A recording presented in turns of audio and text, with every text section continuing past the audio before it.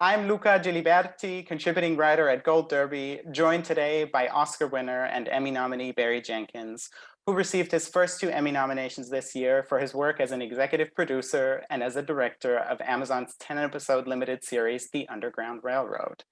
First off, Barry, congratulations on your first two nominations and on the 7 nominations for the show. You're no stranger to awards, of course. You've been nominated for 3 Oscars. You won Best Adapted Screenplay for Moonlight, which also won Best Picture. But how does it feel to now be embraced by your peers in the TV Academy for your first major television effort? It's cool. It's always an honor to be nominated, especially in this category, because there were a lot of great shows this year. Oh, yeah. So yeah, it's an honor. Absolutely. It's such an incredible field, especially the limited series field, which, has in the past few years seen so many exceptional nominees. And it's great to see this show represented. While you had directed an episode of Dear White People's first season, The Underground Railroad really is your first major foray into television. You created the show, you wrote 2 episodes, and co-wrote 2 others, and of course you directed all 10 episodes. That's a lot to take on. Was there ever any hesitation to direct the entire series? And what ultimately went into the decision to make that commitment? There was no hesitation to direct all of it. I felt like, especially because it's an adaptation of a novel, a beloved novel, and a very well-regarded novel, that comes from a singular voice. And so I thought, I can't write every episode of the show. It's just not enough time while also prepping the show. And so it just seemed like the place to apply my singular voice was behind the camera, directing. So yeah, there was never any doubt that I was going to direct all of it. Interesting. And of course, you didn't do any of it by yourself behind the camera. You reassembled a lot of the people who had worked on one or both of Moonlight and If Beale Can Talk, If Beale Street Could Talk, and people you've known for so many years. I mean, you, Joy McMillan, who edited 5 episodes of the show, and James Laxton, the cinematographer, go way back to college. So how helpful was it working on the show of such magnitude and such breadth with people whom you could trust and who are also familiar with your creative vision? It was instrumental. I mean, I think directing every episode of a series is really difficult. I think it's why it isn't done very often, although people are doing it more and more often now. But having that the second-hand nature with your closest collaborators, both on set with James and then in post with Joy, it made all of it possible. I thought this would be a very rigid process, but in going through it and in going through it with these collaborators you mentioned, James and Joy, and then Kiva Knight, our gaffer, Annalie Blank, who's nominated for both the sound categories, and our first AD, Liz Tan. It was really wonderful having this group of people, as you said, to know that I wasn't doing this alone, and to also know, because when you're doing 116 days and there's like 6 pages every day, there isn't really any space to relax. And so in a process like this, the auteur theory kind of goes out the window. It is impossible for one person to control every element of something at this scale. And so, yeah, it was so instrumental having these people I could rely on, who I just knew and who knew me, who I didn't have to explain everything to. Absolutely. And I've spoken to so many of your cast and crew members over the course of the last few months, and they all said that working on the show was like creating multiple feature films. And that's not just because of the episode count, but because we're moving from location to location on the show. So how was this for you as a director to sort of not just establish one ambience and one atmosphere, but to have different locations and different atmospheres in every single episode practically? To be honest, I didn't realize it going into it, but it was kind Wow. of like a blessing.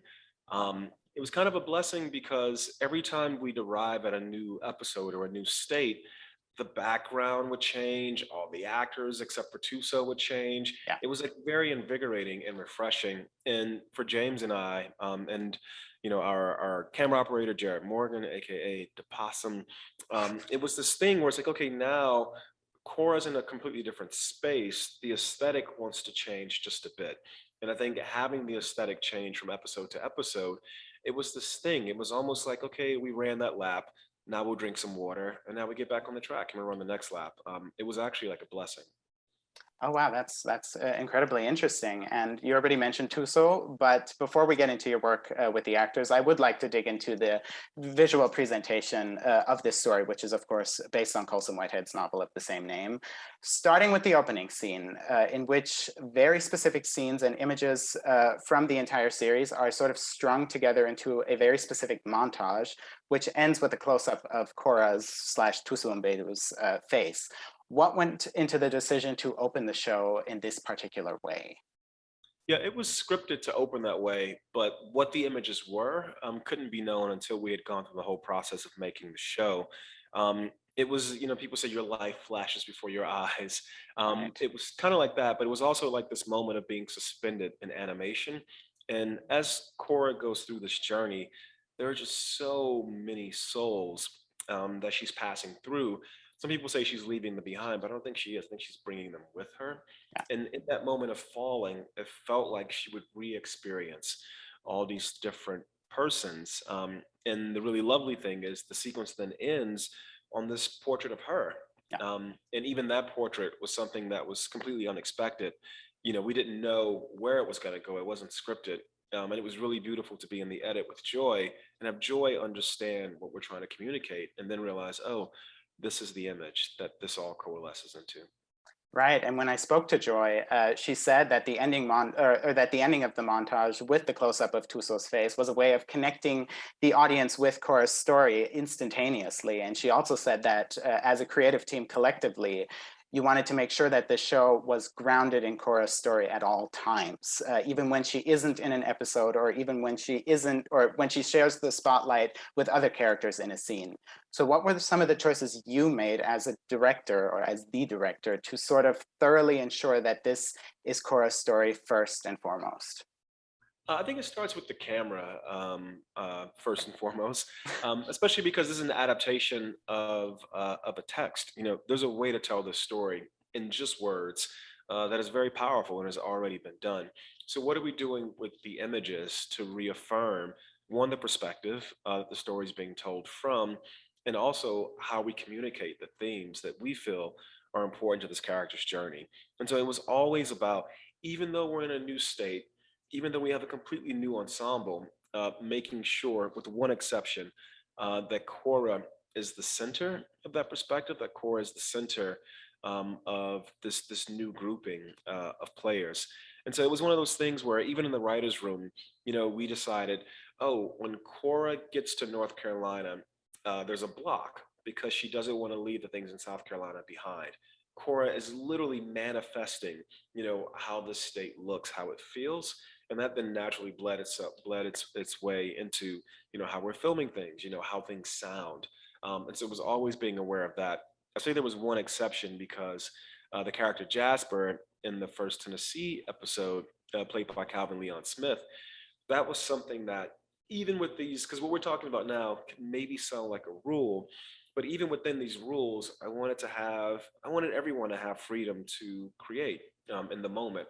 And so Calvin showed up to play this character Jasper, and it was very clear to me that what he was doing, that's scripted, but what he was doing was providing almost this spiritual image for Cora to emulate, or at least gather strength from. And in doing so, his light was so bright that it was drowning out Ridgway. And it was really wonderful to understand, okay, this episode is about him. I know we're here because we're following Cora and Ridgway, but this episode is about him.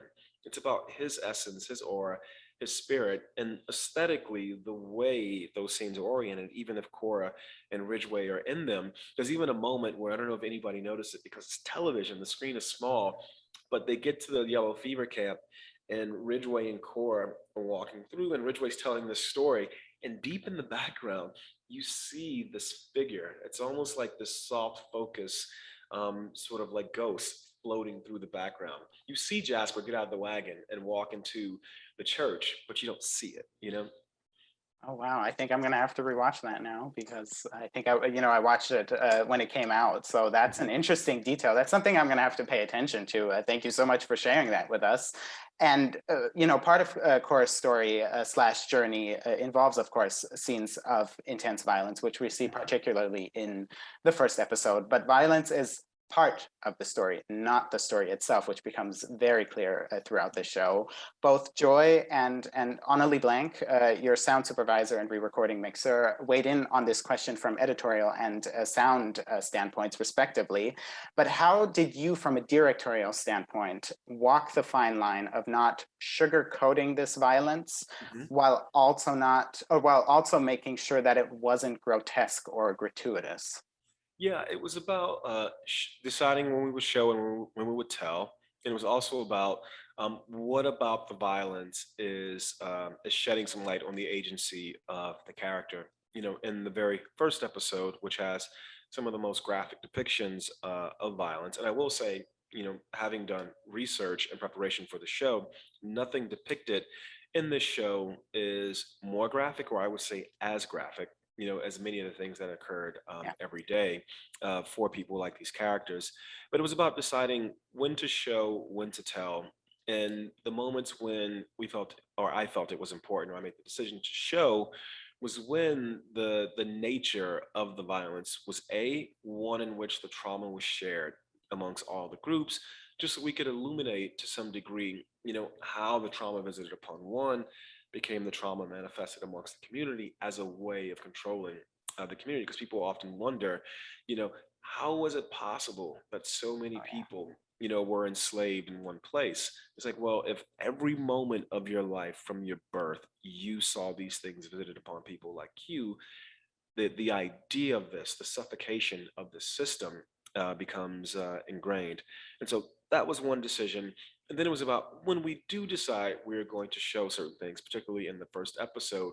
You're right. There is a fine line between showing something for either character agency or for just efficacy, telling the truth about what the situation was and then showing it for spectacle.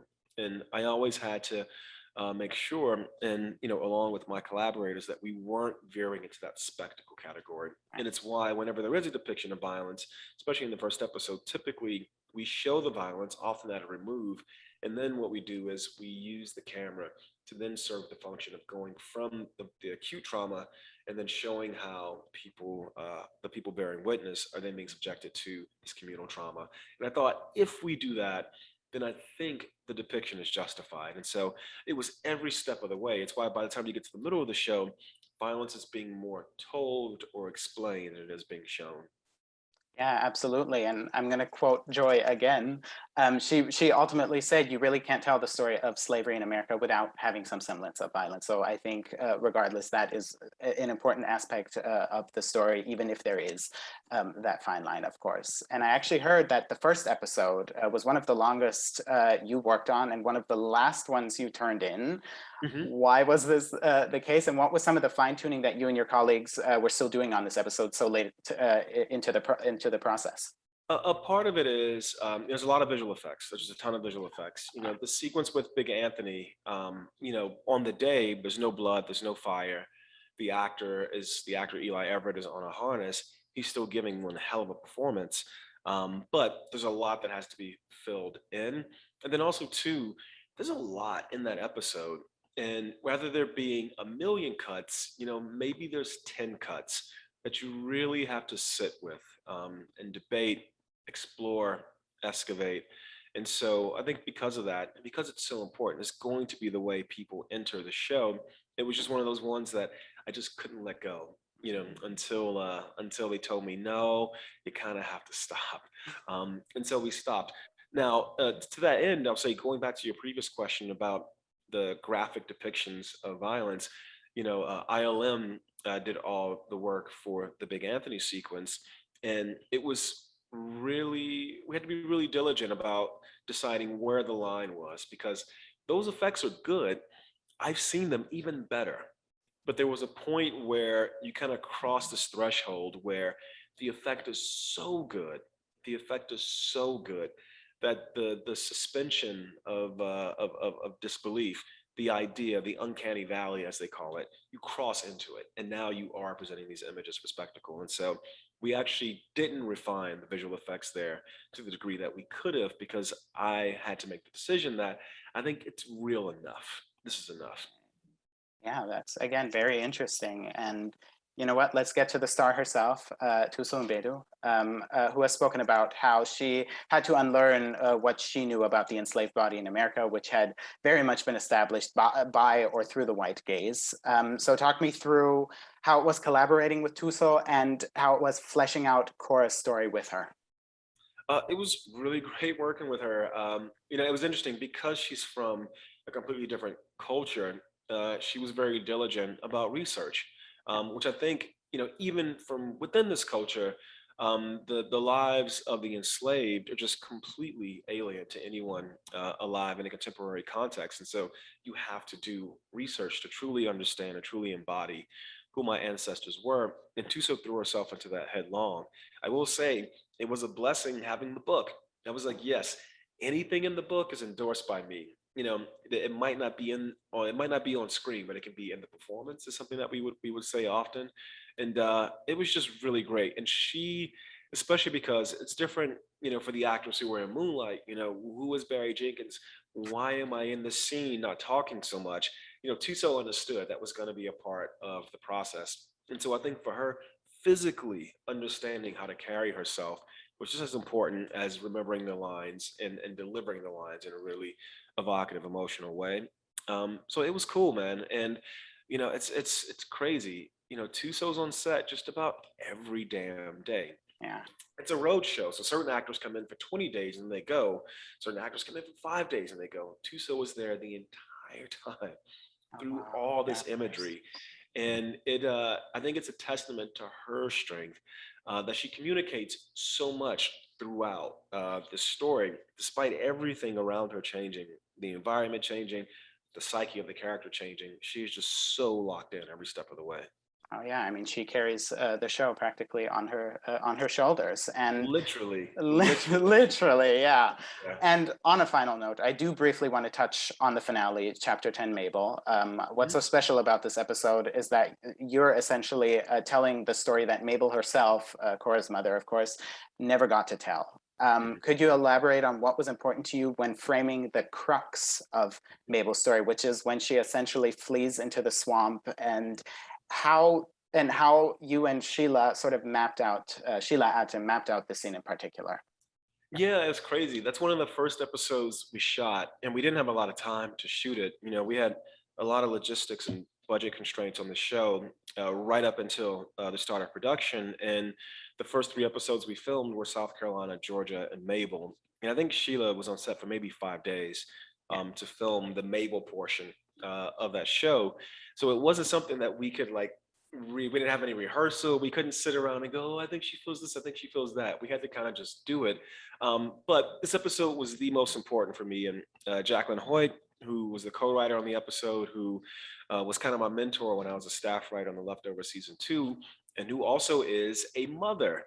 And I knew this episode was going to be so much about mothering, especially when we leaned into the story of Polly and the twins that she has to nurse. Mm. And for me, when I first read this book, Luca, when I first read this book, the most important thing to me was I need to understand how and why this Black woman leaves her child. Because I can't create a show where a Black woman leaves her child behind and you not understand how and why that came to be, where you can't empathize with how and why that came to be, where you look at this woman in a punitive way. I just couldn't have that on my consciousness. And so going into the text, going into the research with Jackie, or with Jacqueline Hoyt, I call her Jackie, going into the research with Jackie, we came up with this scenario where, especially having done all this research on the time, this world just pounded on people. I mean, it pounded on people. The fact that I am alive to make this show is an absolute miracle. The fact that my ancestors came through all this, and the characters in this show give birth to the people who build the town of Tulsa, Oklahoma, that is dramatized in the opening of The Watchmen. And those people give birth to the men and women who will become Rosa Parks, Ida B. Wells, MLK, Malcolm X. It's extraordinary what they were able to do given the environment that they had to live in. And I, myself and Jackie decided this was the episode where we were going to really lean into creating that environment, because this is how this woman arrives at this psychotic break where she does walk away from her child. And Sheila's so wonderful, because I said to Sheila, this is all building up to, you're going to be in this swamp and I can't have coverage. This camera has to be moving left to right, left to right, left to right, and then it's got to come back right to left, right to left. Screen direction has to tell this story, because I'm not reading a novel. I can't say Mabel decides to go back. It's got to be screen direction. So I was like, girl, this is what we're building to, and shoot the episode. We get there day one, day two. It clicked when this is a very simple scene where Mabel is standing by herself and the character Connolly comes over. They have this conversation. It's one shot. It's one shot because we have 5 days to shoot the damn episode. There was no time. I said, Sheila, you're going to stand there. My man's going to walk over and we're going to do it. She was so tired. She's actually asleep at the top of that take. Sheila Etim is asleep when the camera drifts out. We come off the bell. She's asleep and she wakes up because she hears the footsteps coming over and she does it. And it was just one of those things where I think, especially with everyone on the show, everyone just cared so deeply. And I think Sheila's a really wonderful performer, very talented. I think the fact that her spirit was invested. I know I sound like a sap, but I think it brought all those elements together. It's probably my favorite episode. You know, Anna Lee does some hellified work in that episode. Oh yeah. The soundscape.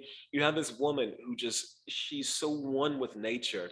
And over the course of the episode, the sounds go from being inviting, something that sustains, to being something that terrorizes because she's losing control of the world. I think everyone's just working in concert in that episode. I'm really proud of it. Oh yeah, absolutely. It was such an interesting way to bookend this show. And what's so devastating is that Mabel, who was known as the mother figure on the Randall plantation, will always be known for abandoning her child when she, as we see in this episode, she really dies trying to return to her. In the same way, for so long as I grew up, Black families and Black mothers and Black fathers were framed as being absentee and disinterested in all these different things. And yet no one ever gives the context, you know, of how so many folks end up in these situations they end up in. Imagine that. But now the audience knows Mabel was not only Cora's mother, she was everyone's mother. And the burden of all that mothering ultimately broke her. I'm sorry, I'm preaching, Luca. I apologize. No, that was preaching to you. I'm not preaching to you. It's just you know the show and the book inside out, so we can talk deep about this stuff. Yeah, absolutely. Well, thank you so much, Barry, for joining me today and for shedding light on your process and on this show. It was really an incredible show. And to our viewers, make sure to check out The Underground Railroad on Amazon Prime Video if you haven't already, and make sure to click subscribe here before you leave. Thank you so much. Thank you.